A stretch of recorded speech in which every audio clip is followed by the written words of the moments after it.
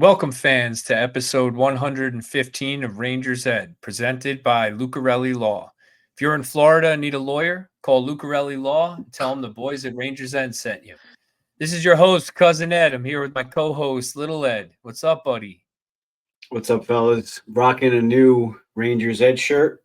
Want to give everyone notice that we have them on sale now, and tank tops. Had a few people reach out to me about the tank top, so I guess I've been modeling it nicely.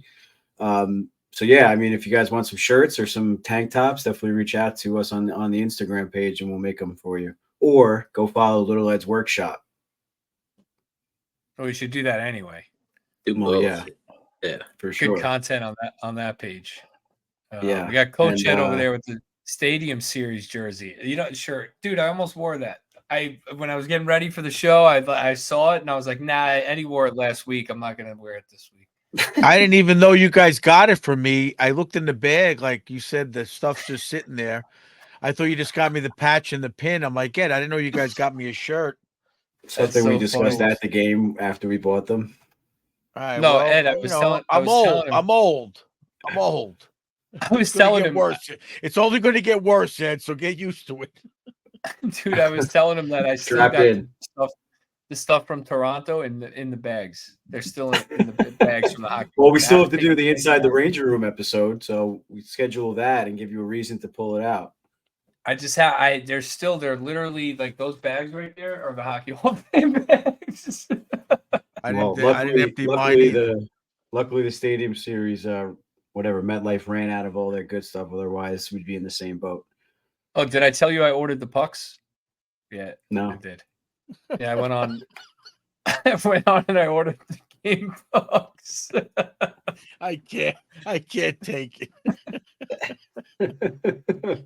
I wanted the game pucks. What are you gonna do? So, Coach, where are we heading this weekend?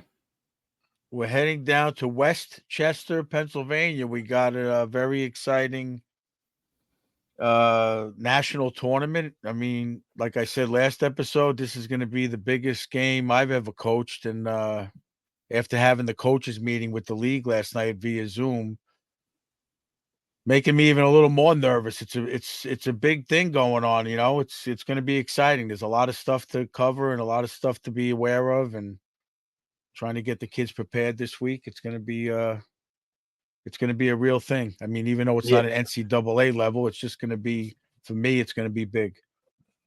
Yeah, before that, we had the media call also that I jumped on with the league and some content, Hockey House Pod, and some other popular Instagram pages around the college hockey universe, I guess you could say. So yeah, we went over like content sharing and all that stuff. So definitely keep an eye out for me tagging other pages or us posting some videos with other pages. Hopefully there's going to be interviews and stuff going on. So very exciting stuff. I believe the company that's streaming the games is called Black Dog, I want to say. Yes, that's what he said last night. Yes. Yeah, so Black Dog is streaming all of the games for free. So I'm assuming it's blackdog.com. You probably just have to make a login, and then you can watch all of our games for free. I believe you can go on. I could believe you can go on the AAU Nationals website, and you'll have the link on there. Yeah, so just Google AAU College Hockey, and I'm sure you could definitely follow it and follow us along. And hopefully we make it all the way to the championship next Wednesday. So you will be without Coach Ed and I. Cousin Ed's probably going to be covering Friday or sometime this weekend, a trade deadline episode. He'll be joined with Mikey 150 and Mikey Produces. So yeah, good luck to the Sea Wolves and good luck to Coach Ed and I. It's exciting stuff. Good luck to you guys. We got it covered. But yeah, obviously the NHL trade deadline is Friday, March 8th this week. So there is an expectation that the Rangers are going to make a move. Obviously, they have the cap space, so we want to get that content to you quickly. So we're going to bring on Mikey P, and we'll talk, some trades around the league as well. Mikey P, he's all over that stuff. So it'll be a fun time, and you guys can, maybe we'll get a surprise video or something from Coach Ed. We'll see. I was what do you call it? I was at the game against Columbus at the Garden last week, and it was a lot of me and Hansel went. There's a lot of buzz around the stadium. They had extra security up top where we sit, where the media usually goes, and spotted Patty Verbeek over there. That's the Ducks GM. I was surprised you didn't answer that text. Yeah, I saw that someone posted that he was there in the box. So yeah, I'm sure Drury's talking to him. Obviously the Ducks are a bad team and they have some rentals available and guys like Vetrano who are valuable. So I can't imagine he's not in communications with Verbeek, but Verbeek left and no trade happened. So I don't know what that says. We'll talk about it, I guess. But Mikey Produces didn't say hi to you yet. No. I'm not that important. I get it. I thought you were still on the phone. What's going on, fellas? What's up, Mikey? Exciting couple of games for you. Yeah, I mean, I can't wait to talk about that guy fighting another guy on the Rangers. Yeah, Mikey's Fight Club coming up. Let me tell you something. You guys have to see the Garden with Rempe playing. From the warm-up on, it's just a different atmosphere now. You can hear it on TV, but live, it's just every time the guy hits, touches the puck, the crowd's into it. Whether he's that good or not, there's life at the Garden because of what's going on. That's great. That's great. Yeah, I believe it. Yeah, so we got Jonny Lazarus coming on, talk a little trade deadline preview. If you guys don't follow him, check him out at JLazzy23 on X, I guess. I still call it Twitter. He's got great content. He's all over the place. Bleacher Report, NHL Daily Face-Off. He's got a podcast he goes on. So great content from Jonny Laz. So excited to talk a little trade deadline with him. And yeah, I mean, it's going to be a fun week. It's going to be if you look for someone like Coach Ed, it's going to be a nice, easy week as a Ranger fan because you're not going to see every post on Twitter daily. It's insane the amount of trade proposals that fans are concocting and throwing out there, and the rumors swirling. It's like, why would you do that? You're reading in this like, why would you trade Kakko for that? Everyone wants to trade this guy and that guy, so it gets hectic. But don't worry, Coach. We'll text you when the actual trades happen. And yeah, I don't need to be involved in the minutia. All right, so let's jump into our jersey profile, sponsored by Oscar's Pro Stitch Hockey. Hey, Ranger fans! The season is winding down fast, and the Rangers are preparing for the playoffs. Are you ready for the playoffs? Get ready for your next trip to the Garden with a new Ranger jersey customized by Oscar's Pro Stitch Hockey. Don't settle for any imitations. Pick your jersey from any era, send it to Oscar for professional, hand-stitched, official NHL kits. Get your favorite throwback Rangers jersey, all-star jersey, or retro ready for postseason. Even the Stadium Series kits are in. So get in contact with Oscar on Instagram at OscarsPSH and wear it proud. Let's go, Rangers. Great job on that, Ed, with the video. Love that commercial. Great. Wow. Little ad for Oscar, new ad for Oscar. Yeah. So. Yeah. So number 15 episode 115, we got Anders Hedberg. Sorry. I'm just laughing at Coach recording these ads. Hedberg, number 15, Coach. Tell me about it. Well, he was one of the big that was the big, you talk about a trade deadline or free agent signing. Him and Ulf Nilsson, the famous player who the Potvin Sox cheer is about. Him and Anders Hedberg were the Super Swedes in the WHA, and the Rangers, in their usual fashion, were able to sign them before anybody else. And Nilsson's career got shortened, but Hedberg stayed on a while. And like I talk about a lot, he was pretty famous for playing the off wing at a time when that wasn't popular. And he used to always cut to the middle and rip a wrist shot, never took a slap shot. And he was one of the, like you said, like it says there, one of the first European-born players. But they were the big stars of the WHA at the time. Yeah, I was reading that actually the Rangers were one of the only teams that could afford their salary demands because they kind of just tore up the WHA and they didn't really have anywhere else to play except for the NHL. So they kind of named their price and the Rangers were the only ones that were able to afford them, which is pretty cool. At the time, they were making $600,000 a year. I was gonna say, was it 8? I was guessing 8, but yeah, I think I read 6. that's possible. I know it wasn't over $1 million, but Yeah, so 465 games played, 172 goals, 225 assists for Hedberg. He did win the Masterton Award, and he is one of the first European-born players to play in the National Hockey League. So inducted into the International Hockey Hall of Fame, class of 1997. Just a good Ranger, and he wore the Coach Ed Ranger, the Ranger, what's it called, emblem jersey that we have. I got it over here. He was on one of those teams, so he was on in 78. Also, I think his career might have ended shortly after that with the Rangers. He was an assistant general manager to Craig Patrick, and he was the first European to have a front office job in the NHL. Wow. See that? Little tidbit. Little Maybe they should have a European History Month.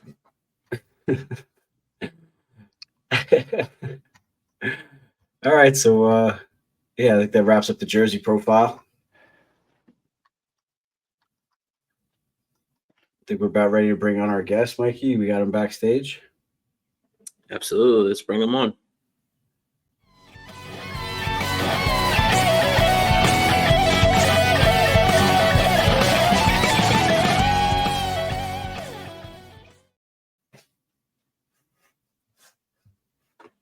Jonny Lazarus, what's going on, bud? What's up, fellas? Wasn't expecting that nice little intro. That was a pleasant surprise. Appreciate it. Oh, yeah, well, production value high over here with Rangers Ed. What? We're Ranger fans. Why would you expect anything less? It's not the Islanders podcast. Not something I'm used to. I don't know. I just wasn't expecting it. It was a nice surprise. Nice surprise. I appreciate it. Well, it's nice to meet you on our show and not on an Islanders show. Yeah. So welcome over to Rangers Ed. Yeah, Cousin Ed we just lost him for a second, but he's our host, so I'll let him take it away. Oh, we might still not have him. He looks frozen for sure. Oh, I saw a blink. Yeah. I don't know. Looks like his headphones are up. All right. Well, Jonny, obviously you're a big Rangers fan, but you cover the entire NHL. So before we get into, I guess, some of the Rangers and NHL talk, we kind of wanted to see, I don't know, how'd you get to where you are now? Would you kind of take us through your career? I mean, it's definitely a long story, but you keep it as short or as long as you want. Yeah, I'll try to keep it short. I played Division I hockey, my freshman and sophomore year at UMass Amherst, my junior, senior year at Mercyhurst University. I obviously grew up loving hockey. It's all I ever did, all I ever wanted to do. And, when I transferred schools, it's different. It was different 7 years ago than it is now. I had to sit out for a full year. I had to redshirt.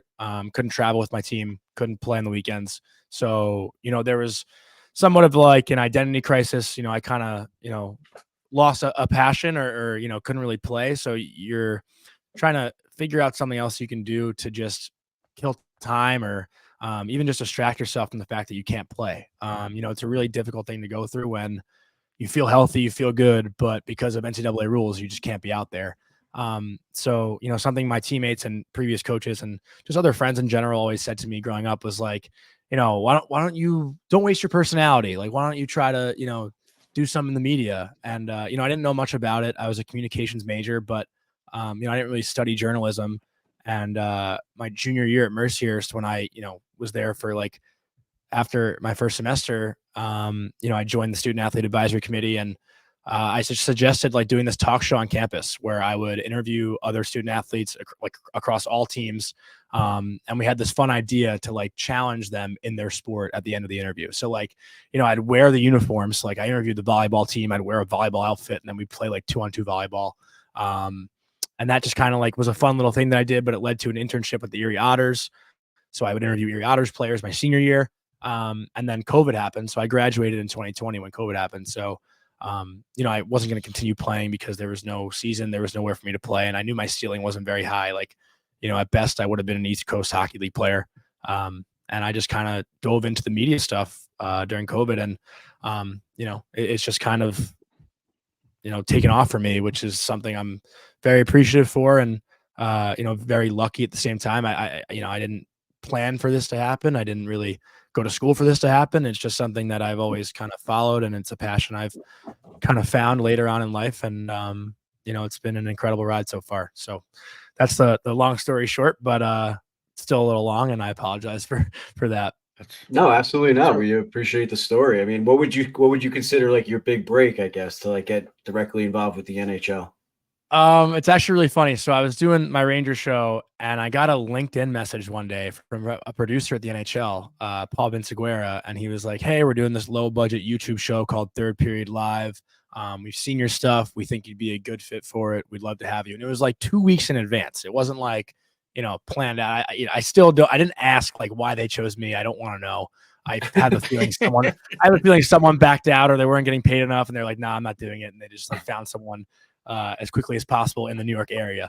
But from that, I just kind of, that was like my intro to national media, I guess, of some sort. And that gave me a lot of other opportunities. It kind of got my name out there, and that's kind of where everything started to really speed up for me.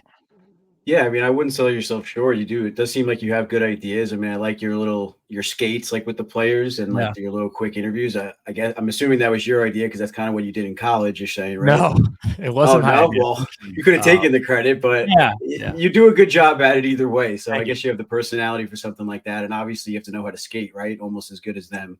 So that definitely helps. Appreciate but yeah, we got cousin Ed back.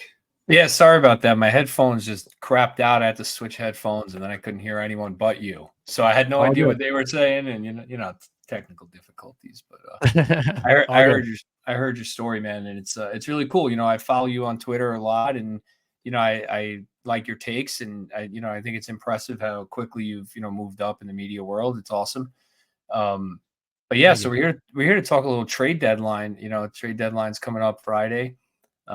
It's all anybody's talking about on Twitter. If you go on there, it's just who the Rangers going to get, who they're going to trade, and coming off losses to Toronto and Florida, two Eastern Conference powerhouses. Do you think Drury is in a position where he feels like he almost has to make a move now, right? Coming off losses to two potential Eastern Conference final opponents, if the Rangers are lucky to get that far. And if so, I mean, do you think he's going to be stubborn and meet his prices, or is he going to cave and, overspend here? Well, first of all, I heard you guys talking a little bit before I hopped on, and I agree with you guys that I hate this time of year more than anything. It's not really like, I'm not an armchair GM kind of guy. I'm a let's watch the game and talk about the game kind of guy. But yeah, I think Chris Drury understands the position that this team is in. And, it's funny because I'm recording our podcast for tomorrow in like an hour after, or 30, 40 minutes, whatever after this. And I'm prepared to fully yell at Avery Zaretsky, my co-host on the show, because we just have such opposite opinions right now with what this team needs and whatnot. But you look at what Chris Drury did 2 years ago, 21-22. You bring in, I don't want to say little pieces. I don't want to undersell it, but the right kind of pieces, right? Like you don't go out and get big names. You don't go out and get superstars in quotes, right? You get Frank Vatrano, you get Andrew Kopp, Tyler Mott, and Justin Braun. Just, good pieces to the puzzle. And while, I still don't think the Rangers necessarily deserved to be where they got in 21-22. I think there were a lot of lucky bounces along the way. But whatever, they found a way to do it. I'm not going to complain about it. But I think that's kind of what needs to be done this year. I don't think it's one piece. I don't even think it's two pieces. It might be three. And, you look at this team and yes, they're in a great spot. They won a lot of hockey games, but the wins have certainly overshadowed a lot of concerns as well. Like during the 10-game win streak, there's 5 straight games where you allow 40 shots. Like, that's not a successful recipe to win in the Stanley Cup playoffs. So hopefully that's understood. And, I still think fans might overlook that too. Like, because Igor Shesterkin was playing so well, it didn't matter. But it does matter because it's exhausting and you can't keep that up for 4 rounds. So I do think it's going to be at minimum 2 pieces, at minimum, obviously. But I wouldn't be surprised if it's up to 4. And I'm sure we'll go into more now. Yeah. So what pieces do you think are most important here? I mean, we talk about a third line center, we talk about a first line right winger, possibly even a big defenseman. So where are you thinking the team really needs to improve looking forward? I mean, because like you said, I mean, there are a lot of warts on this team. It's a good hockey team, I mean, for all the warts, they're 6th in the NHL in points. They have a pretty good record against good teams as well. So they've held up pretty good, even with the slump during December as far as finishing games. But, can we cover those warts? So what's the biggest wart that they got to fill? I mean, to me, it's been the same thing for the last 3 years since they traded away Pavel Buchnevich. They've been looking for anyone to replace him. Whether it's Tarasenko last year, Vetrano the year before, Wheeler this year, that's been a constant issue, is someone on that line that can do what Pavel Buchnevich was doing when he was here. Obviously that's a name that's been floated around as well, whether he can come back and have a reunion. I don't know if that's going to necessarily happen. It might be too expensive to make that happen, and they won't be able to make any other moves. But I think that is the biggest need. And I think anyone who disagrees with that isn't really, I don't want to say they're not like watching close enough, because, obviously you want to be deep through the middle, but we watched Florida play the Rangers last night. Panthers shut down the Trocheck line, and what else is happening? Like, they scored 2 power play goals, and you watch the 5-on-5. To me, the best shift of the game, I tweeted it like twice already, was that Rempe Edstrom forecheck in the first period, like 5 minutes in, where they get the puck from low to high, they possess it. Rempe's screening Bobrovsky, he's ducking, he's looking around. Nothing really comes of it, but that's the shift you need in the playoffs. Those are the kinds of shifts you need to wear teams down, especially a team like Florida. So, there are a lot of people saying, oh, once the trade deadline happens, Rempe and Edstrom will be sent back down to Hartford. And they may as well be. They might. But when you watch a team like the Florida Panthers play, who is the best team in the National Hockey League right now, and it's not a fluke. They play the perfect style of physical. They play the perfect style of skill, and they work their asses off. And when you have guys like that can, I don't want to say scare them, but that can make them think 2 or 3 times before they make a play, that's effective. So I honestly, I forgot the fucking question, to be honest. And I don't know if I can curse, so I apologize for the F-bomb. But, I think the biggest need for sure is that first line right wing. And then you find guys that can wear teams down. Like, I've been saying it for like 3 months now.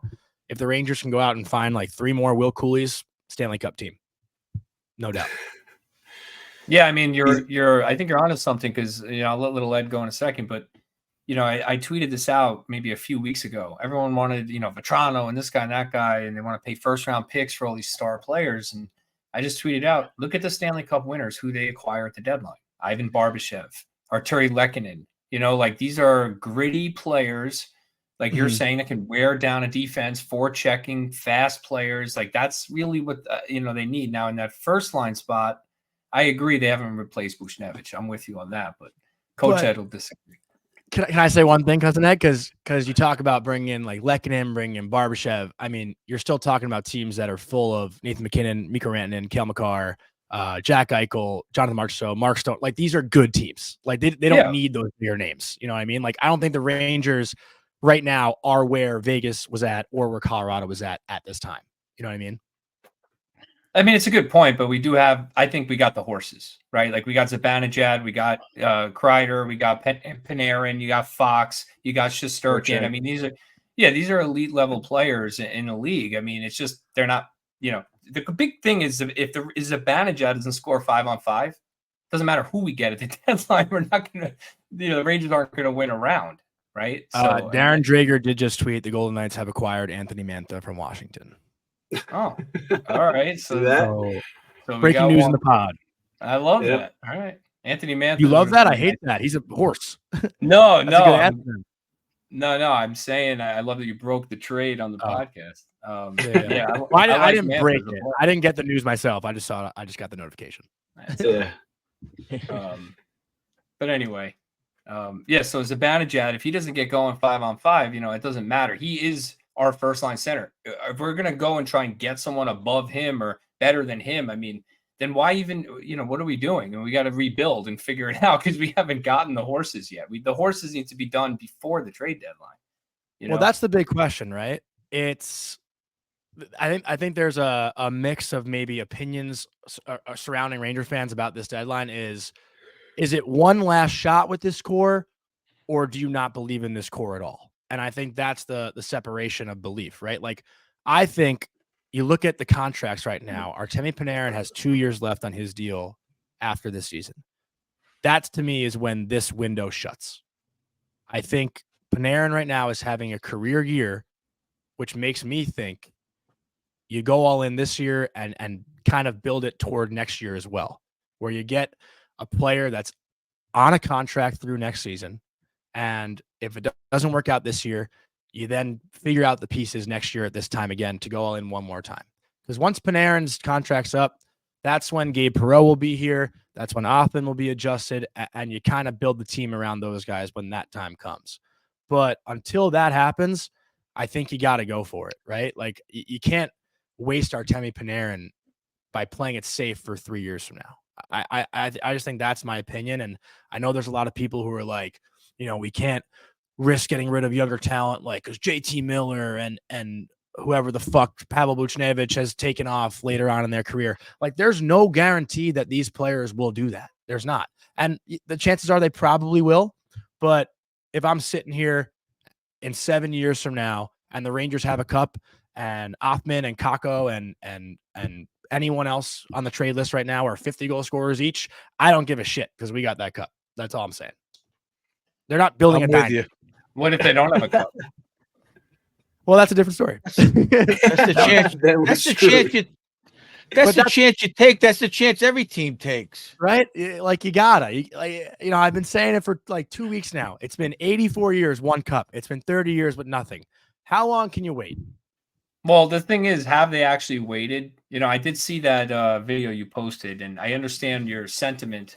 But the real issue is, like, have the Rangers actually waited? I mean, I feel like every deadline is a go for it deadline for the Rangers. First round, every time they're decent and in a playoff position, it's a go for it type mentality. And what ends up happening is you trade first for rentals, you trade Othman, you trade Jones, you trade these guys, and then they go off and have good careers elsewhere. And the guy that they acquired is deployed improperly or out of context of how they should be deployed, and the Rangers fizzle out in the playoffs because they don't get the right types of players at the deadline, and then no cup, right? So I understand the sentiment of going for it. I'm all about going for it. Like, people are like, oh, Kakko should be off the table. No, he shouldn't be off the table. He's got 7 goals and 11 points in 40 games. He's not off the table. He's a third-line winger right now.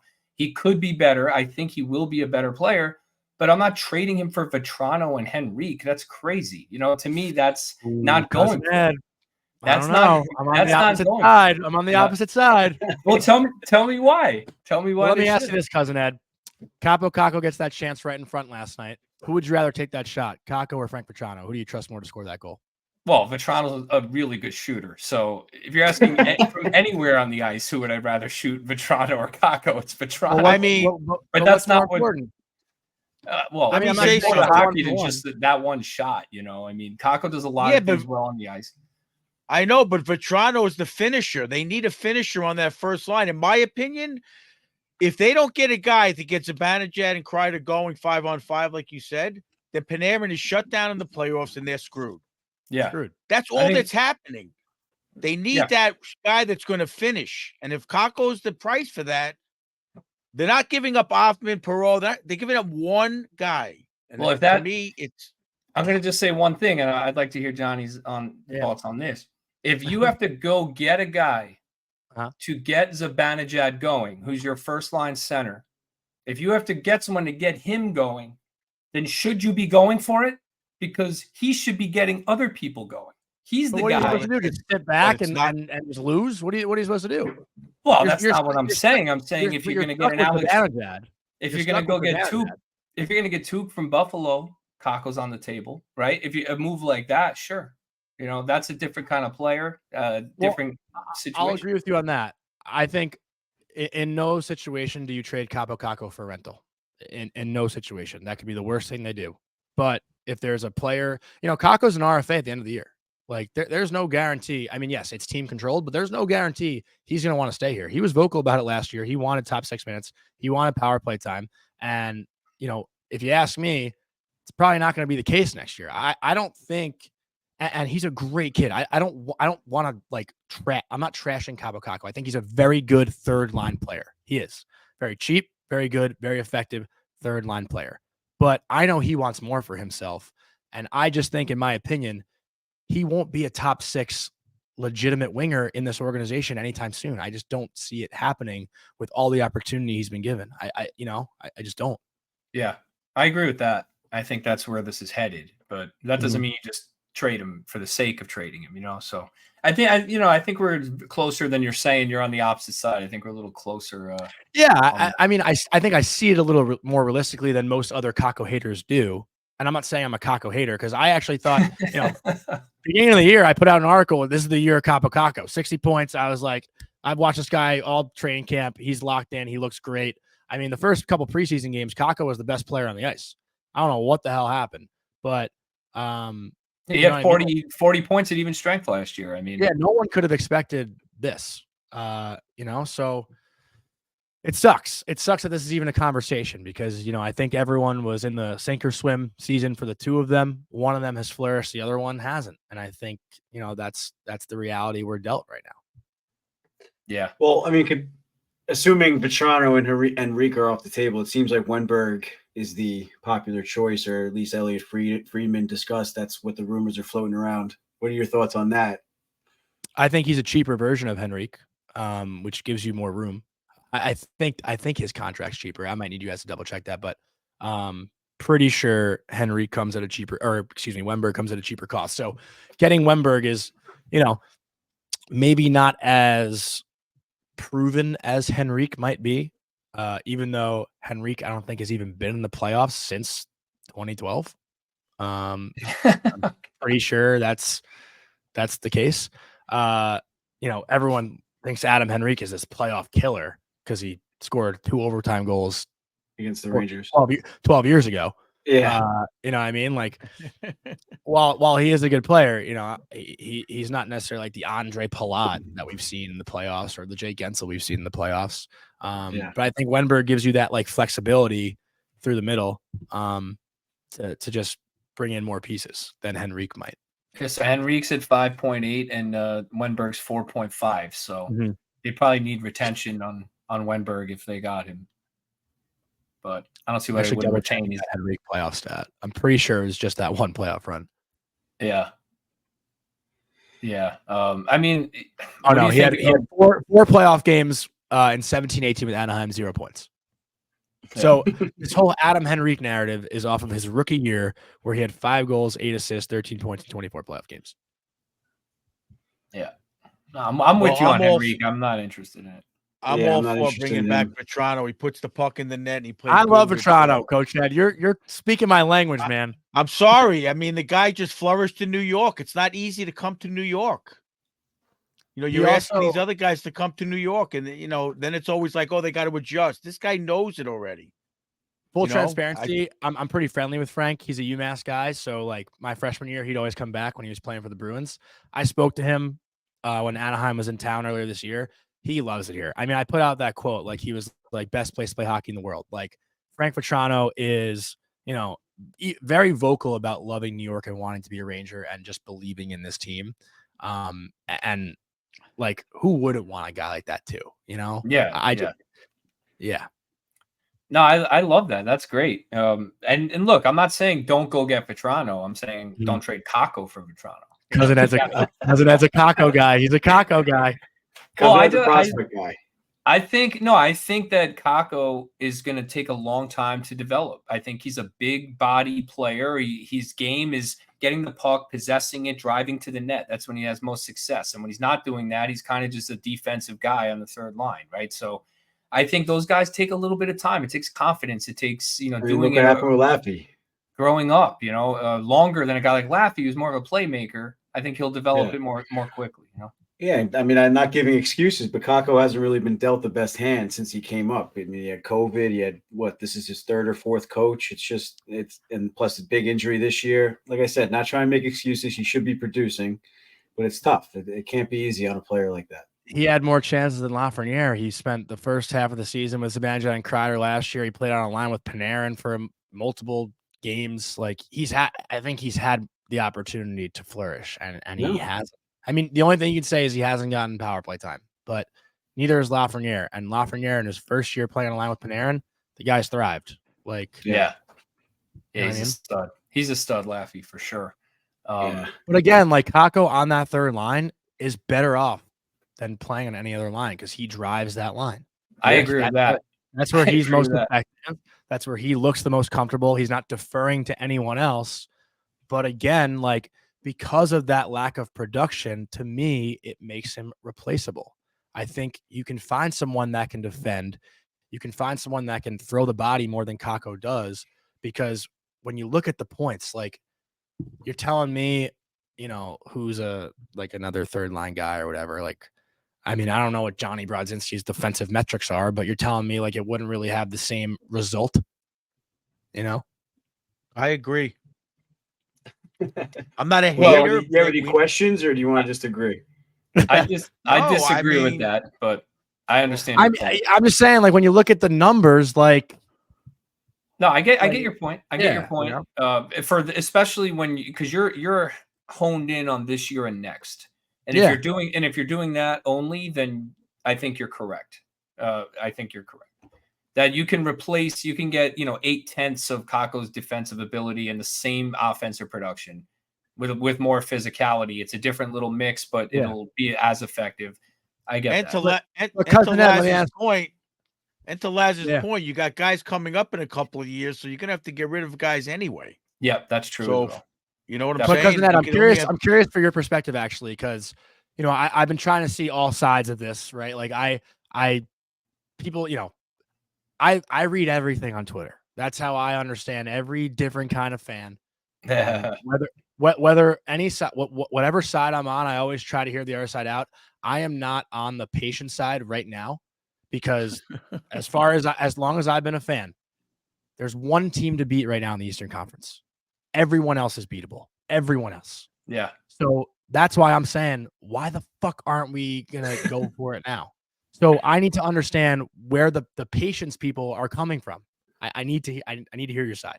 Well, it comes from 30 years of watching the Rangers and seeing them trade young players and not winning a Stanley Cup. And I just don't understand why other teams are, patient in their rebuilds and develop players properly, and they have a little more longevity with their success. I don't believe in, blowing your wad on 3 years and, we didn't win. Okay, let's blow it up again and try, then that's not my style as far as team building, because I think the way you win in a salary cap league is cheap, young, effective talent. Like you don't just go trade Othman.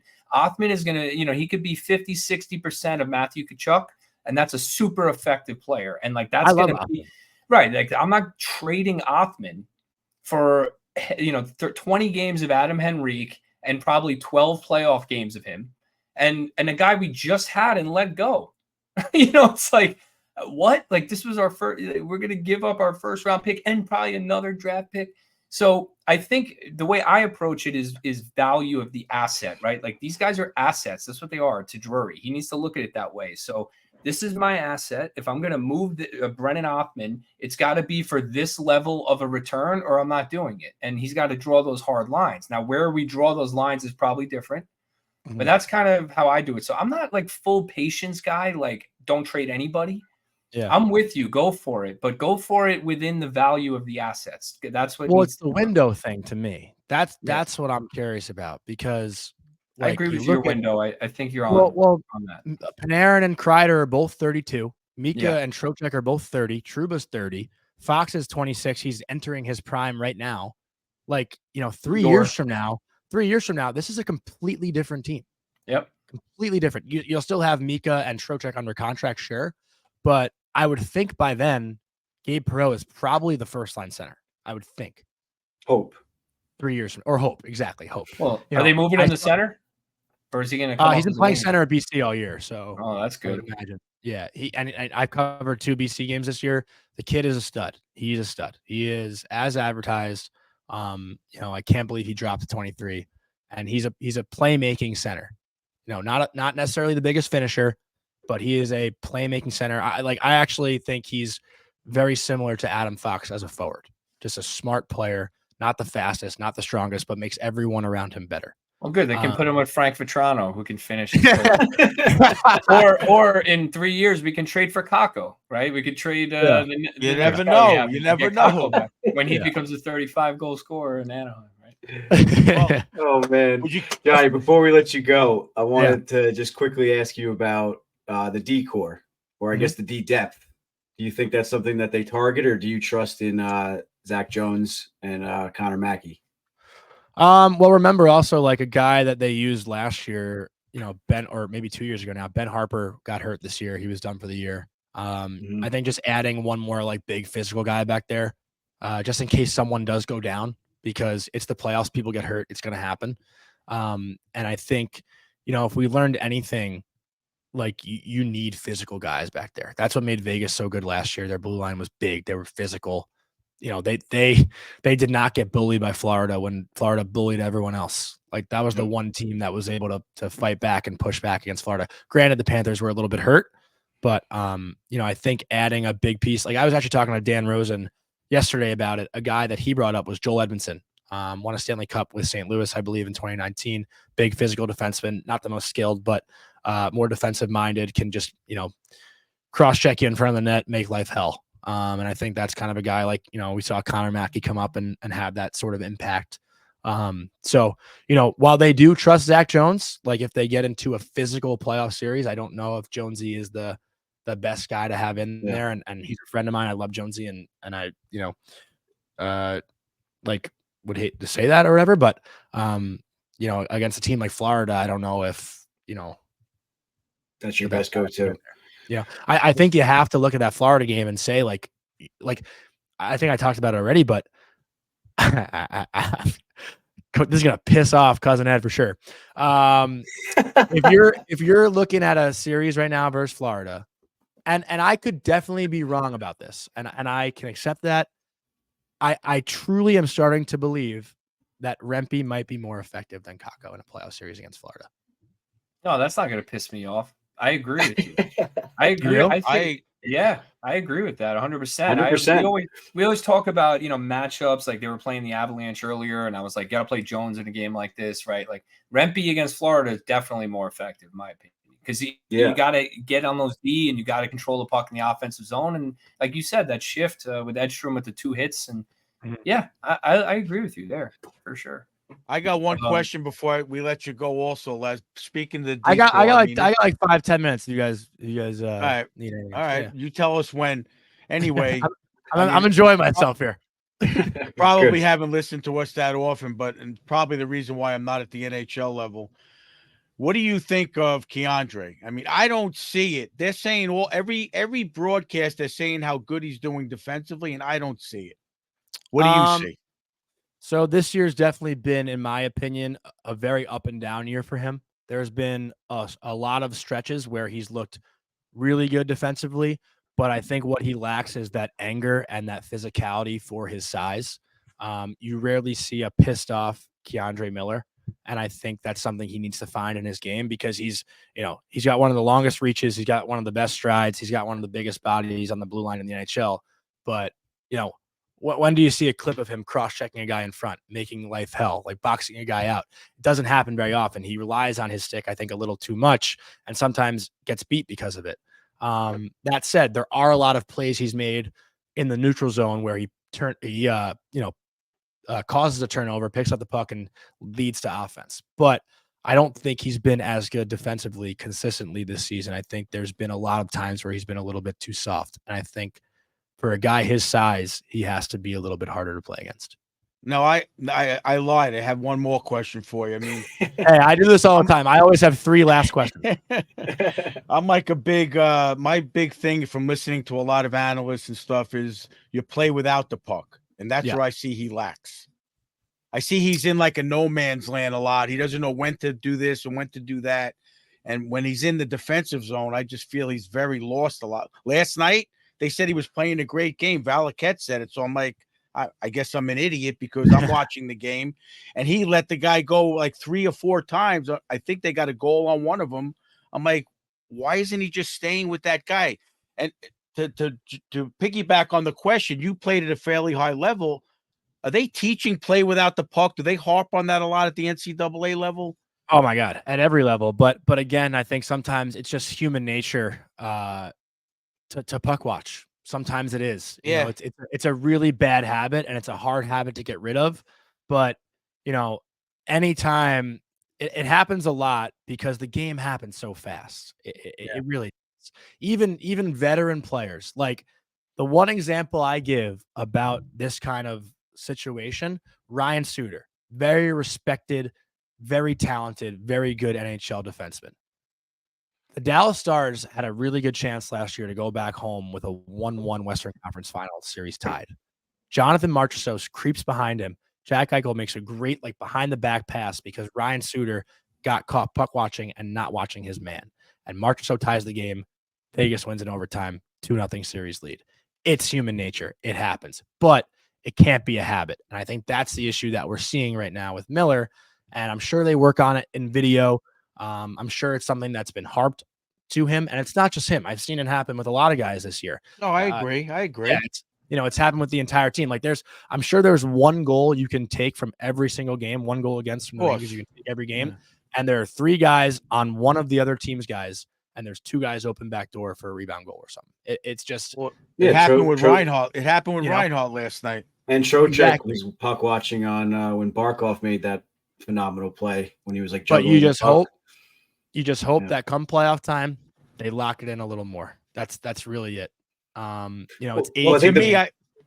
To me, I think that's the teams who thrive in the playoffs, the guys who are on point with that. And that's how I think the Panthers went so far, because they were so tight like that defensively. But like the play Keandre last night, the puck was in the air with Barkov. He, instead of just hitting him, taking him out of the play, to your point, again, he's not physical. He went to bat it out of the air. Yeah. And Barkov was able to make that pass across. I also don't know if anyone expected Barkov to do that. That was pretty fucking sick. Well, take it out of the equation altogether.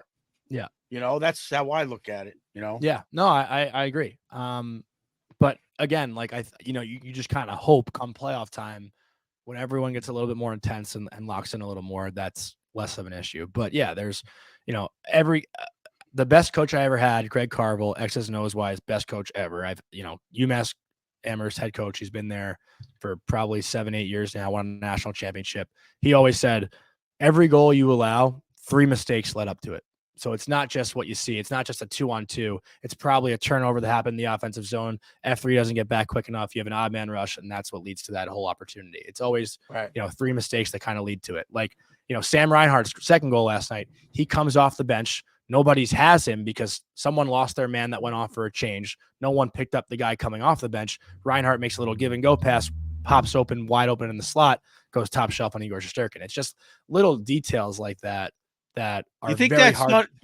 You think that's done intentionally? I hate to interrupt you. You think that's done intentionally? What, the change? Yeah, the coach jumps him out there. No. I think in that sense, a lot of times you're taught to change in the offensive zone when your team has possession, so you're not caught in the back check and tired in the D zone. That's a typical thing to do. But for another instance, I don't know if this was on purpose or not, but I actually admired this a lot. Philip Deneau scored a goal against the Devils the other day, where the Kings had 4 players in the defensive zone. Deneau comes off the far side of the bench, gets open for a breakaway. I don't know if that was a planned play, but if it was fucking genius because the Devils had no idea he was back there. And that's something actually, we used to run that play in summer hockey and stuff where it's all fun. You just take risks and you have fun with the game, but we'd take a defensive zone draw, but only have 4 guys in the ice. And you'd have, you try to win the faceoff back and then send a guy off the bench to get open for a breakaway. That's funny. Pretty good trick play. That's funny. But yeah, I think, again,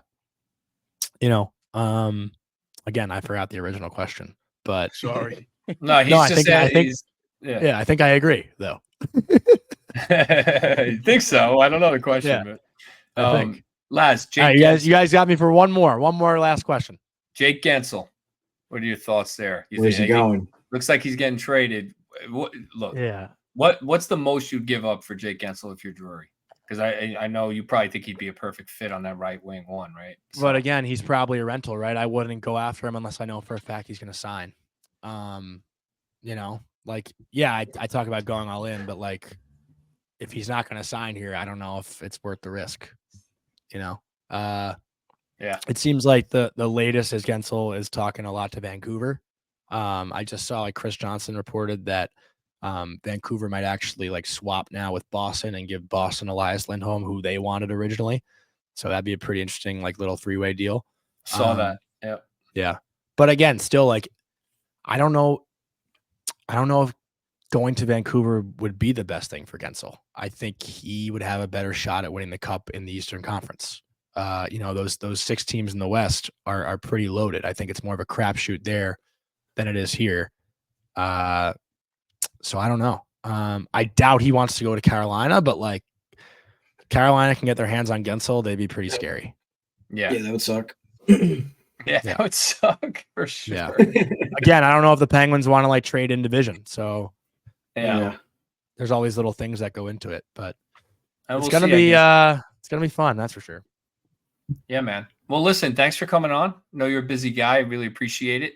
I know we disagree a little bit, but it's not as far away Hey. as you think. You know what I'm saying? It's all in good fun. It's all in good fun. Well, Yeah. we'll have to have you back on since you had so much fun. Yeah. No, you guys are great. I appreciate it. And whatever you need going forward. If you're at the Garden, let me know and we'll meet up, maybe have a post-game beer and whatnot. Appreciate you guys. All right. Yeah, you anything too, you want Rick. to plug before you go? Yeah, you can just follow. I'm on Twitter. I post everything there, like all the shows I do and shit. So JLazzy23. I'm on Twitter probably 15 hours a day. It's just really unhealthy. But this time of year it's like 19 hours a day. So Yeah. whatever. Yeah, I can't wait for Saturday. So Elliot Friedman literally had 17 hours of screen time on his phone. I could imagine it's it's probably more. He was probably playing it down. Yeah, that's crazy. All right, man. Thank you. Thanks. Appreciate it. Thanks, Thank Johnny. you. It was nice meeting Thanks you. for joining. You too. Later, Later. bud. All right. Jay Laz knows the That was game, fun. man. Guy knows the Yeah, game man. for sure. Really cool interview. I think he he kept saying we disagree, but I didn't really hear it that way. I think he just Well, I think he was just all on the Kako for Vetrano Henrique situation, and you were just saying definitely not. So no, I think that's that what he was talking about. That particular trade, I'm a no on. Yeah. Because I don't think Vetrano's good enough to trade Kako for. And that's really it's a risk. It's definitely a gamble. Is he good enough right now? Maybe, but it's kind of you're banking on Kako developing a little better. I would hope. Well, and the other thing is, with Vetrano, look, he's got 29 goals, but he plays on the first power play unit in Anaheim. He's getting a lot of goals. He's got like 11 or 12 goals on the power play, right? So how many goals is he going to score 5-on-5? Is he going to really be the guy to activate Mika Zibanejad? I don't think so. Right. Let me ask you a question. You trade Kako for Vetrano if he's going to guarantee, if let's say in the real world, in the ideal world, he gets 25-on-5 goals playing with Kreider and Zibanejad for the next 3 years. 20 each year? 20 each year plus power play, whatever. Well, he's not going to play on the power play. I'm asking you a question. Would you take the 20 on that line and then that boosts Zibanejad? Because if you have a shooter on that line, it takes pressure off of Zibanejad. If you And that opens guarantee up to things for me, him. if you guarantee to Not me, guaranteeing, I'm saying if he does, is it worth the trade? No. So you're saying under your hypothetical that it's a guaranteed Yes. 20 even strength goals Yeah. for three more seasons. Playing with Kreider and Zibanejad. Now that in turn is going to open up Zibanejad, hopefully to be looser and getting more points, in my opinion. I think I'd probably do it in that case because what does Kako do in that situation? No guarantee, so it's a risk. Kako might he's develop. not doing it. He's not doing it. In how many games playing with Zibanejad? He has it like looks great. He's for not a a good game fit or on two, that and- line. I said it 3 episodes ago. I said All it right, 3 so we episodes need ago. somebody. When he played that 2 years ago, when they went to this conference finals, how many goals did he get in that trade deadline? He got almost 20, didn't he? He had like 15 or 14 For the Rangers? No way. Yeah, what he get? What he get in that 2 months? I don't know. I don't remember that. He wasn't. They obtained him earlier. That's right. They got him in like January or December. I thought he had like 12 goals plus playoffs. He scored a few big ones. I mean, he had some like big I goals said, for sure. I like Vetrano. like I do. And I'm just saying, if you could trade him, if you could get him and Henrique for Kako, I know I'm not. I think it's a good fit. All right. Well, Because you still have guys coming up in the minors. You have Perot, you have Hoffman, you have stars, that potential stars coming up where you're not selling the farm. You still got developing guys, and you need to make a move now. That's what Laz is trying to say. So let me ask you this way. I think this is the disconnect, and maybe Little Ed can chime in here.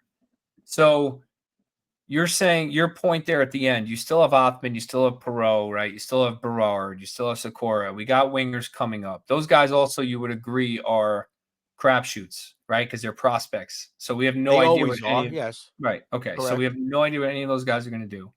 Kako, even though he's not producing offensively, is a a NHL player. I mean, he's defensively a really good player. We know he fits in a third line role. He's only 23 years old.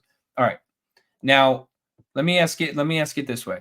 Just because those other guys are coming up, does that mean that you trade Kako for less than he's worth?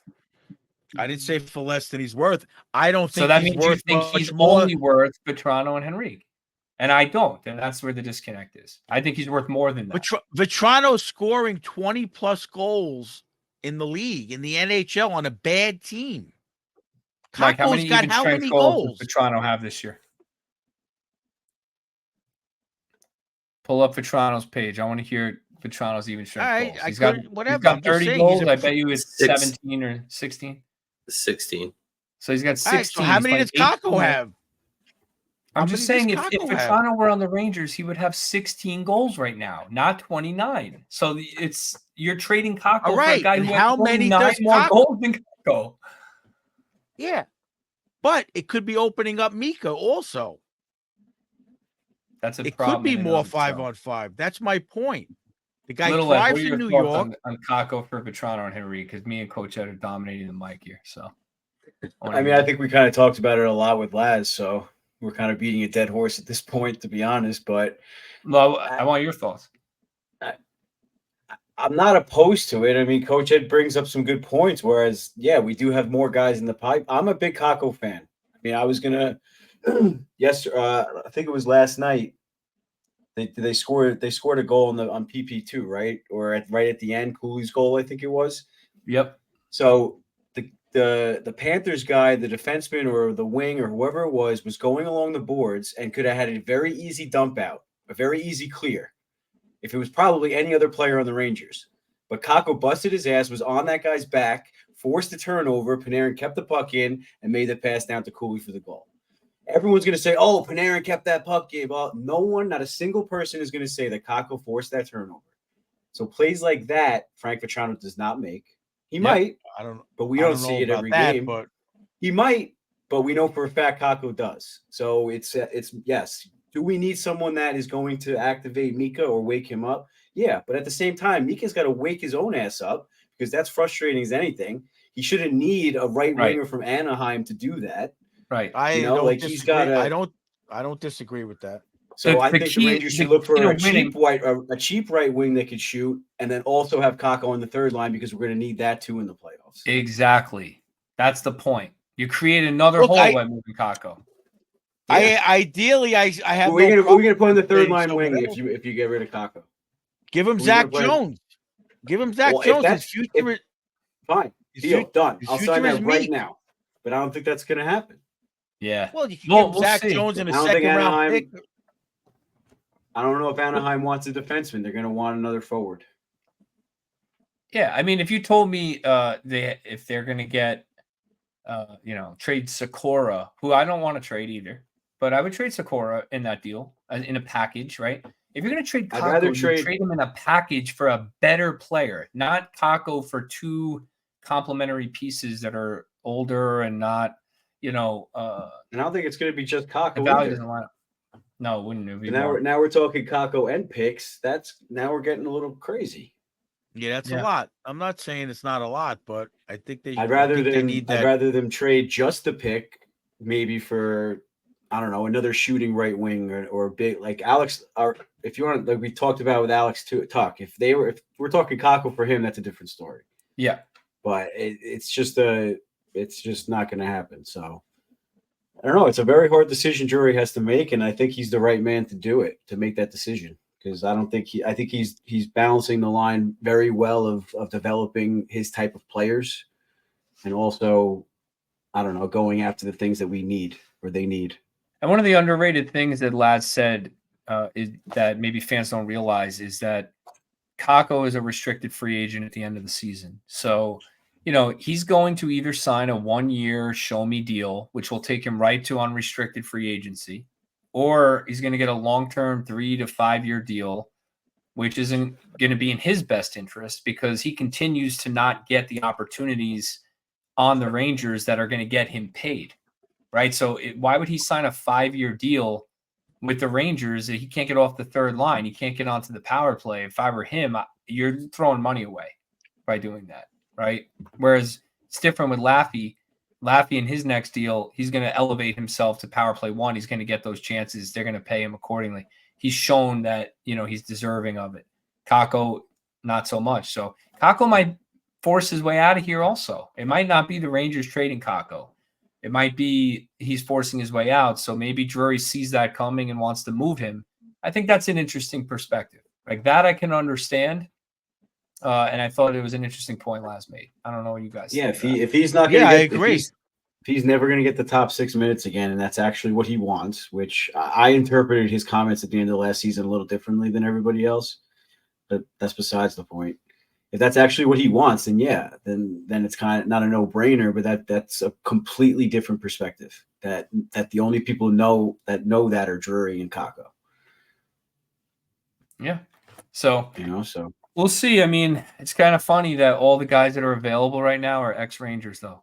Pavel Buchnevich. By the way, Coach, you didn't chime in and say you didn't like Buchnevich. I noticed. I was going to, but you guys wouldn't let me talk. I'll tell you right now, I'll put this out there. If they get Buchnevich back and win the cup, I will buy a jersey and wear it the entire season next year at every game I go to. What about at home? I'm not going to wear it around the house. Every game at home too? No?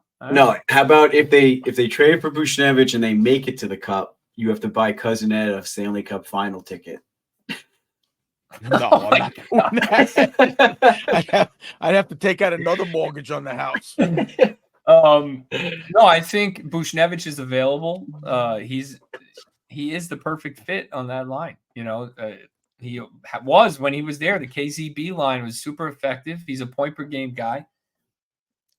But trading Kako for Buchnevich or something like that is just absurd. It's just absurd when all you got for him was a second and Sammy Blais, and then you're going to turn around and trade Kako.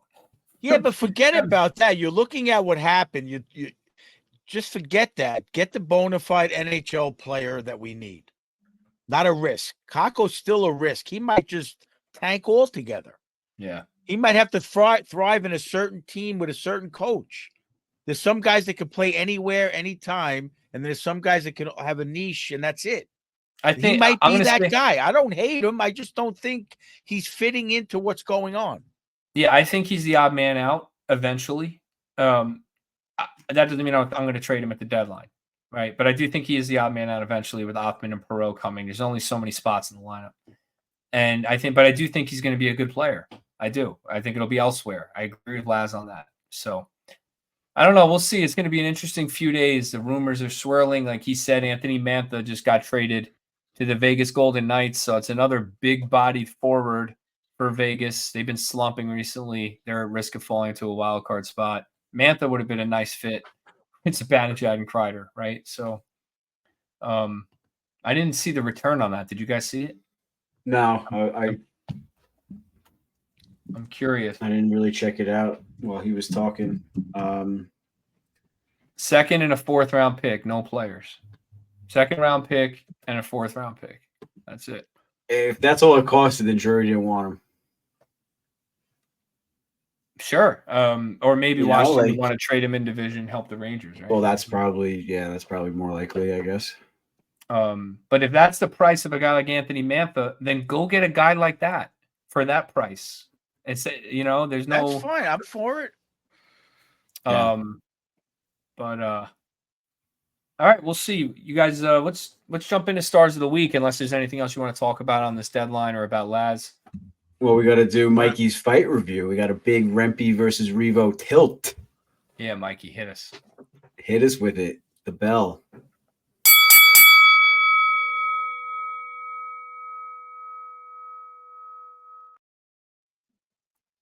Sponsored by quick- Bella Italia Marble. Why? Love Because that when you have picture. hands like stone, you cut stone.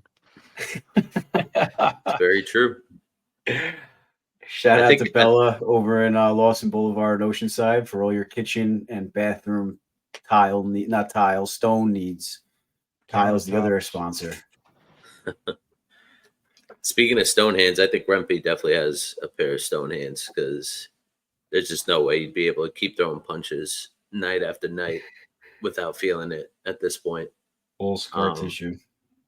Did you guys see, before we talk about the fight, but did you guys see how like Rempe looked over at the bench to kind of get like approval to fight Revo? What was that all about?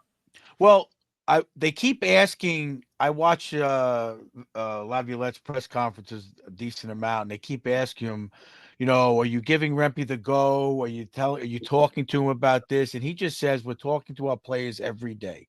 He's not tipping his hand. But of course, in a game like that, I'm sure he was warned, pick your spot. We don't need an extra 2 minutes. We don't need to. So he probably looked over and someone nodded their head like, go for it at that point in the game. Yeah. I mean, that's the way it works. He's probably told by the coach. That's probably why early he skated away and it had to be the right time. They needed a little boost. And that's how I think it goes down. I mean, we probably should have asked Laz that question maybe next time. I think it was probably a teammate versus a coach, because I think there's liability concerns with a coach, telling a player to go fight. Maybe Trouba. Yeah, maybe a captain. captain, or maybe a guy like Gaudreau or Trouba, somebody who's got a letter that's saying like, yeah, it's fine, or maybe they talked about that. And I designated disagree with somebody. I disagree with you that you're making it a liability thing, but whatever. Well, I'm not making it that. I don't think it's. I don't think it should be a liability. I'm just saying that I think there would be concerns about a head coach. It's like an NFL coach telling a guy, hit the quarterback 10 times, and we'll give you a bonus or whatever it is. Like that was frowned upon in the NFL, right? But we're not saying give him a bonus, because then that is a liability. I'm just saying if I'm a coach and I tap a guy on the shoulder and say, go for it, it's time. Well, That's if not a Rempe's out of the league in 2 years and develops CTE at 24 years old, and Laviolette is telling him to go fight every other game, the NHL, He's just fine. saying. He's not getting CTE. But to talk about the fight, because Revo's an absolute monster, and for Rempe to tower this guy was just like a scene to be watched. It was phenomenal. Yeah. Most of the fight, Reeves is punching like up. It was crazy. Him throwing the jab too, was a nice touch. I think he's starting to kind of learn and get a little more confident with his stance and kind of gripping and using his size and reach, which is absolutely awesome. He did get caught a couple of times by Revo for sure. Oh yeah, I definitely got caught a couple of times, but to just sit there with a black eye, and like I said, his hand is definitely sore, and to just keep going at it, man, this kid is something else for sure. And I'm gonna call it a win for Rempe on that fight. I would definitely give him the win against Revo in that fight. All around, like the idea of it going out, being able to stand his own or stand his ground. Revo might have landed a few more punches, but if it's not like a clear win for Revo, then it's a loss. Right. You know what I'm Exactly. saying? Yeah.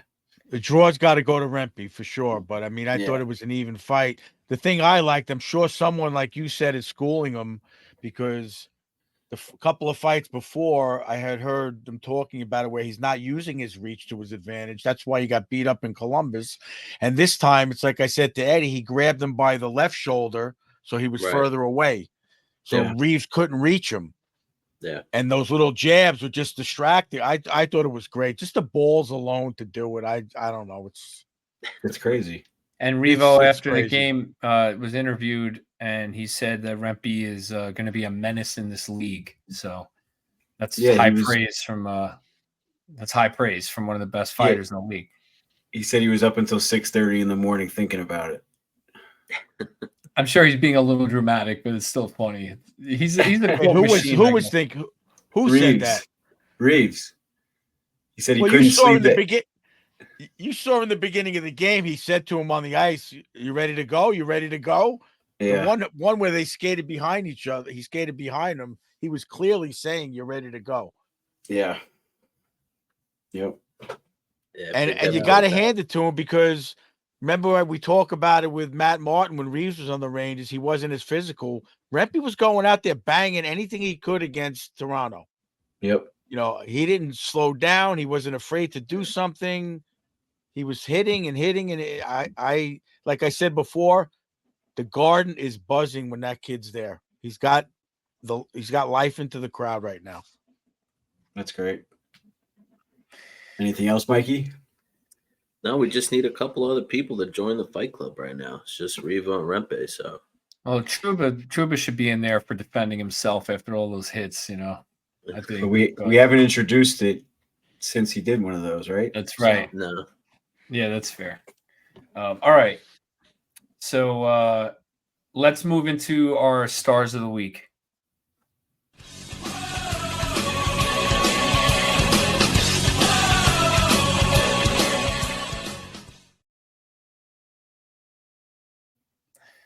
All right, let's go to Coach Ed. Start with you. Offensive player of the week. I gave it to Troche. I think in these big games, I thought he was clearly recognizable. Obviously, the 2 goals against Toronto were big, even though they lost it. I just think he's there face-off wise. He wins the big face-off when they have no goalie. I just think right now he's, like they said in the telecast, they're running on his back right now, and I think he's got that second line going, and I think it's all on him right now. All right, Little Ed. I gave it to Panarin this week. I think he's just been farting out points, like you always say. And yeah, what did he tie the record for players with the most or 50 assists in three seasons or whatever? What is it? 3 seasons in a row with 50 assists or more. Him, Mark Messier, and Wayne Gretzky. So if you think about those 2 players and being historical Ranger players, Panarin's right there with them. So Mikey yeah, I mean, produces he's up to the 85 Breadman as points. well. He's got a 3-point night. 2 goals and an assist against Columbus, the only win. He had a point against 2 points against Toronto. I mean, he's just a machine. I do agree with Coach in the sense that I almost didn't pick him because I feel like he's been less involved going to the middle of the ice and things like that. I didn't pay that close attention in the Florida game, so I don't know how he looked in that tight game like that. But, I still went with him.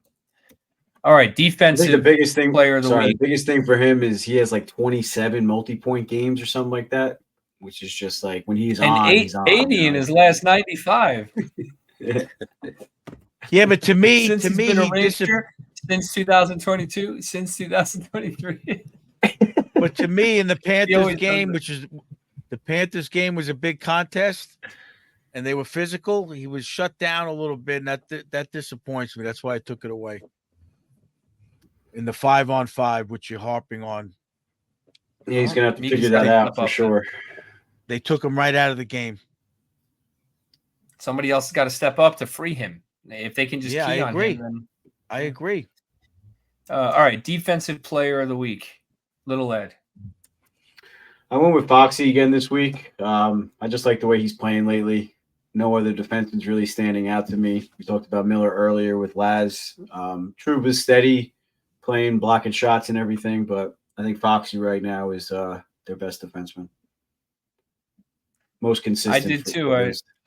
I took Foxy as well, and when I was debating who to take, and I was looking at the stats, I noticed in these 3 games, Fox had 6 hits, which doesn't seem like a lot, but Schneider had 7, and Trouba had 8. So That's good. Yeah, I did he's see mixing him it up. get a little physical, So Yeah, and he was mixing it up last night against Florida too. In that little scrum that he got involved with at the red line. I know who'd he hit? So he hit someone, Kachuk. and then and then Matthew Kachuk went Kachuk. back after him, right? Drew the So- penalty. and then Laffy grabbed Kachuk. And did Yeah, his I mean, I best. always said if Fox can add a little bit more physicality and meanness to his game, he'd be a lot better, and it's starting to happen. So Just as long as he's not risking getting injured. Right. Mikey, who'd you take? I'm going with El Capitan, Trouba. Even 2 though assists. his lack of gap control appeared to lead to the Lomberg shot off his skate that went right into the top corner. Yeah, even Tough one. with that. Yeah. Well, He's if still- the he's Rangers still play good. Florida in the playoffs, Lomberg is going to score like 10 goals because every time they play him, that guy gets a goal. Yeah. No, for sure. I mean, Coach, come on, who'd you take? you got to save that. I went with my boy Schneids again. I watched him against Toronto keenly because I wanted to see how we did against the big guns, and I just love the way he plays without the puck. I keep saying it. I just love it. So his stats are there: 8 blocks, 7 hits, plus minus even. Playing against Toronto was a big test for me. And last night I thought he did a great job too. I mean, like Laz says, you're going to make a couple of mistakes, but I'm watching him a lot. I miss plays because I'm watching him, and I just love the way he skates around against the big guys. Hold on, Coach. I want to ask you something you just said. Not to get off the rails here, but you said you got to save that. You didn't think that puck like redirected off Trouba's skate and changed angles on Shesterkin. You think that was a goal he should have saved? I don't think it redirected. I didn't see a redirection. Oh, yeah, I saw because I looked at the replay and it looked like I don't know what you guys thought live watching it because I saw it after, but I looked at the replay and it hit True. It looks like it hits Trouba's skate and changes direction and goes in. It wasn't like it was a 90-mile-an-hour shot, though. So even if it does No. change direction, if it He could've changes recovered. direction from 40 to 50 feet out, it's a savable shot. Yeah. But look, Yeah, it I'm was not definitely the a tough goal. whole play happened like Laz said. It happened in the offensive zone. I forget who it was. The puck should have never been going that way. It was The Brodzinski. mistake was made the mistake was made in the blue line the other way. Did you see what Laviolette said about that, by the way? Did you guys see that? with the penalty. Correct. That's what you was. Yep. Yeah, he said the missed call led to the goal or whatever. Interesting. Well, it did. It was a clear cut hook. They call a lot stuff that's a lot less of a hook, which is ridiculous.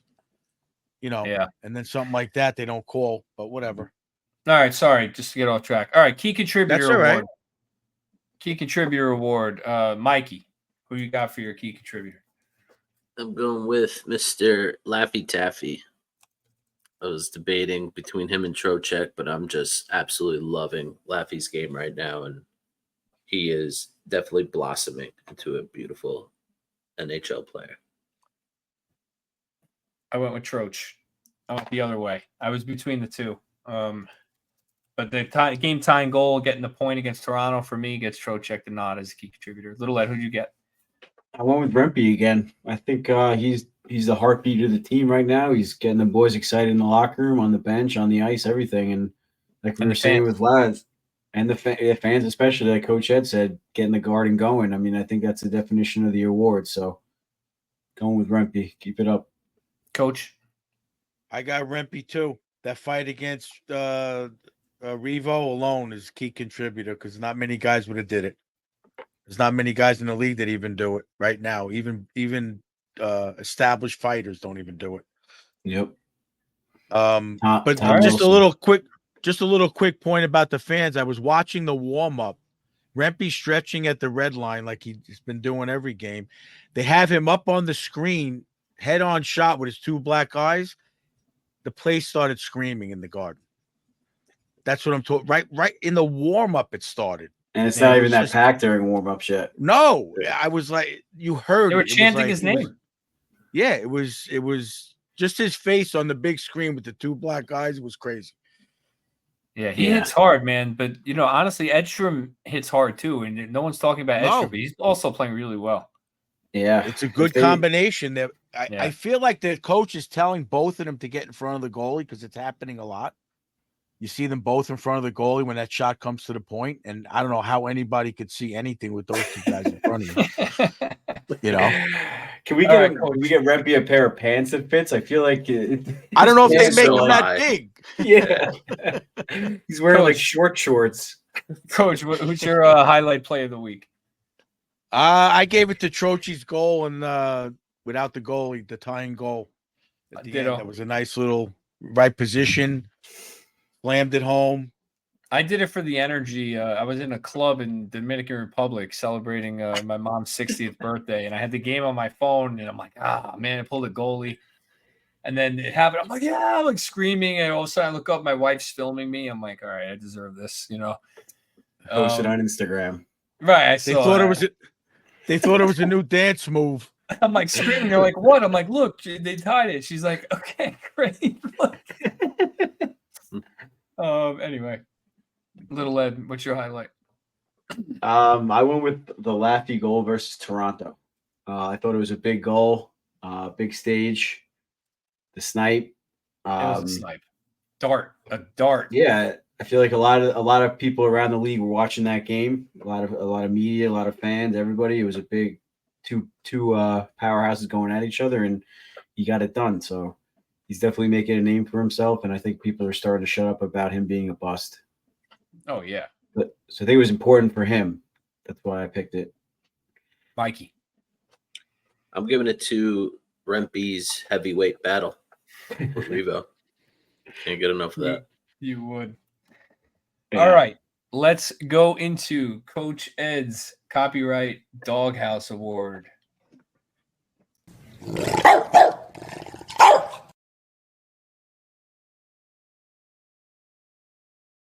You can see Coach Ed on the grill there in that photo. I love that. Go to YouTube and check that out. And This- also- Wait, go ahead. Go ahead. Hold on. No, This you go award first. is sponsored by Suitors Sweet Treats. Check them out, suitorsweettreats.net. Check them out on Instagram. Use code EDPOD. Get 10% off your order and a free doghouse cookie. Did you got Ed? You didn't see the text I sent you the next day. I'm cleaning out the car and I found the pack of hot dog rolls.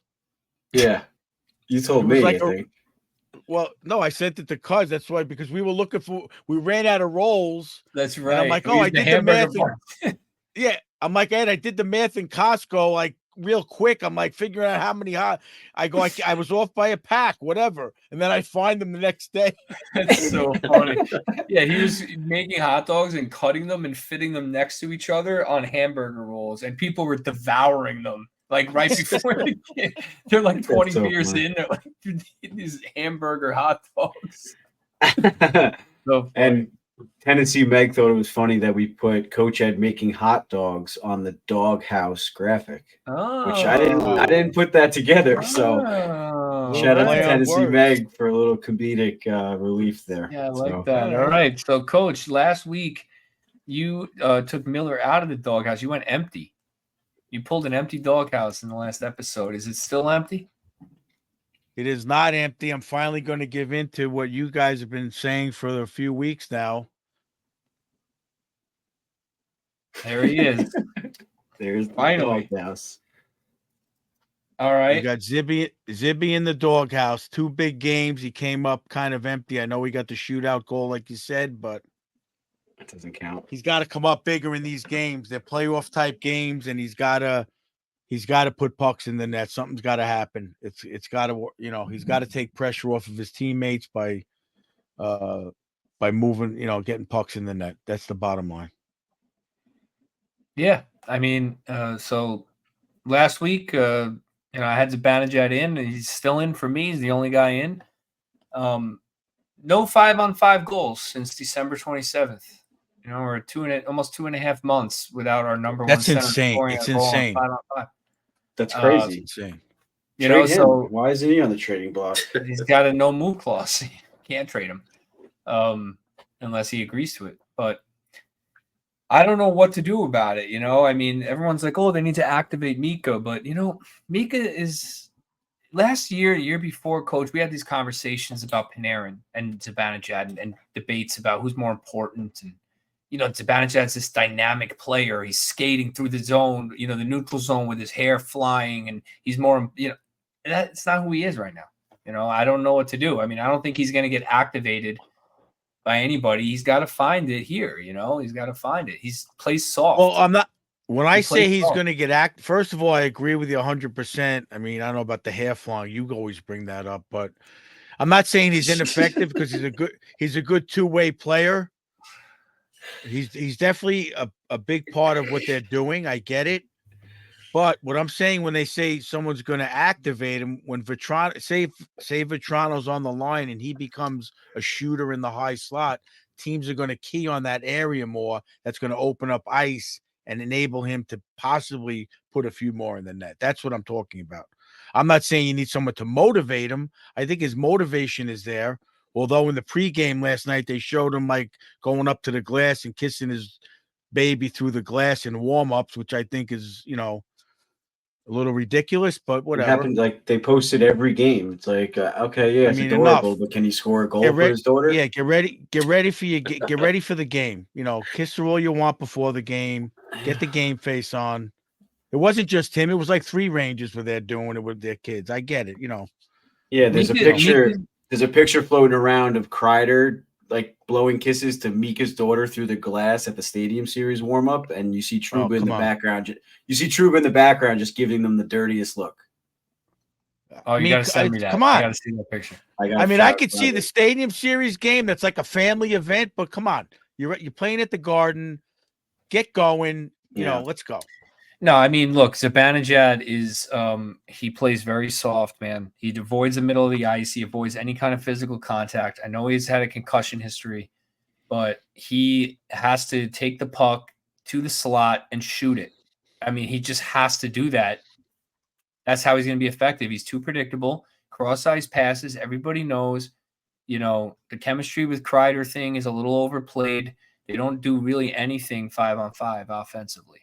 They're power play specialists at this point. So I don't think, trading the farm for a right wing is going to activate. Those two guys need to figure it out. They need to drive the line. You should be able to put Jimmy Vesey with Mika and Kreider and activate Jimmy Vesey. That's what should be happening.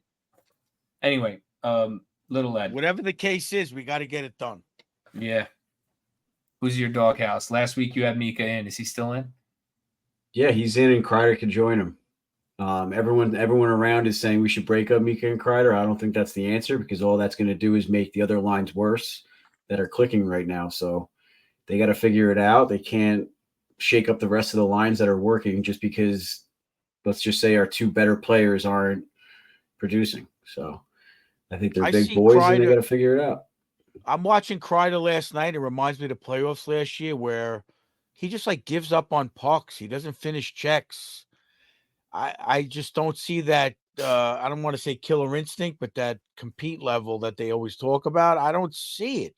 Why isn't he going through players and getting pucks in corners? He's a big guy and he just gives up. In that game last night, he's got to thrive. He's always done that in his career. He's very enigmatic like that. I don't know why, but yeah. Mikey, you had Miller 1 foot in, 1 foot out last week. Is he out or is he in? He's in. And Mika's joining him. Miller's still in, huh? Yep. All right. Yeah, Miller's still in and Mika's in as well. I need Miller to score a goal. Jeez, man. Miller, to me, I thought he played really well against Toronto. I got to say, I thought he played really well. It was a good game to watch. I thought they had a lot of chances to win, but pucks didn't bounce their way. Yeah. Yeah, Miller's been a little bit better. But yeah, he's got room to improve. All right, so that's our start. Can you imagine if Mika had 25 goals right now, 28 goals? They're doing great without him doing that. Imagine if they were doing it. He was doing it. Coach, no 5-on-5 goals since December 27th. That's Christmas. I don't even know if there's a stat. Could you imagine McKinnon not having a 5-on-5 goal for 2 months? I don't know. I don't know what to say. I mean, it's crazy. I mean, McDavid. It's also it kind of goes unnoticed because, like I said, he's all over social media. No one's talking about it. He's got less 5-on-5 goals than Kako since Christmas.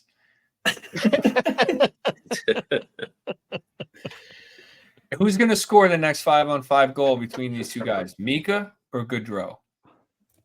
Goodrow's I last thought you were- goal was November of this year. So who's going to score next? Mika or Goodrow? I don't know. It's a coin flip. You don't know. You can't say definitely. That's for sure. Yeah. I mean, odds are it's Mika. No, for sure. I'm just messing around. But all right. But you're So not. we got the deadline on Friday. Fans, check it out, or look out for our show dropping over the weekend. We're definitely going to do a review and analysis of that. And if the Rangers, or shall I say, when the Rangers make a trade, we'll get Little Ed and Coach Ed's reaction videos. We'll get that into the episode for you, so you can hear their thoughts. But they won't be joining us for those because they're going to be in the Nationals. So good luck to you guys. Hope you guys kill it, and we'll get you back on when it's over, hopefully as champions. We'll see. That'd be something else. Nice ring. Yeah, so good luck to you guys. Shout out to our sponsors. Lucarelli Law, Suter Suter, Sweet Treats, Oscar. Oscar's Pro Stitch, Bella Italia. Oh, and Sorrento's. Sorrento's. We didn't play the 150 this episode. Sorrento's. Make sure you check them out for your game day meal for the upcoming Ranger games. Yeah, we got to have Yeah. Mikey P do a little ad for Sorrento's. Yeah, maybe. I'd love to. Can we get- Ooh, I'm tied. him wear- I'm tied with Lucarelli Law right now. Well, you gotta. He's not checking his team, so you should be dominating Lucarelli Law. There's no way he's checking his team. Anyway. So yeah, shout out to all our sponsors and our fans, and enjoy the deadline, guys. Don't spend 18 hours a day on Twitter like Jonny Laz, but enjoy it. Let him do that and just follow him. Yeah, exactly. Good luck to you guys in Nationals, and Thanks. Go kill it. well, love you Let's guys. go see Wolves. Talk to you next Love you week. guys. Let's go Sea Wolves. Let's go Rangers. Let's go, boys. Love Let's you do it. guys.